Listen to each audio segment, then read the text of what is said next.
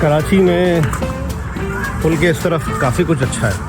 इसमें से ये मुझे एक अच्छी चीज़ लगी, गिजरी फुटबॉल स्टेडियम, इसको रेनोवेट किया गया है, इसको बहाल किया गया है 2023 में।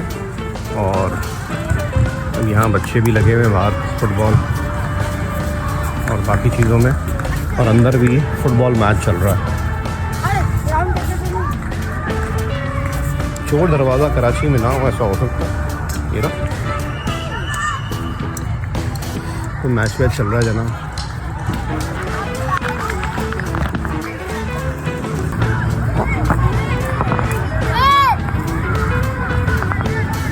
कराची में इस तरह की सरगर्मियाँ होनी चाहिए, लेकिन अनफॉर्चुनेटली पुल के इस तरफ क्लिफ्टन का इलाका है, जमजमा स्ट्रीट पर, जमजमा बुलेवर्ड पर ये गिजरी फुटबॉल स्टेडियम। अंदर अलग जा रही है, बाहर अलग जा रही है।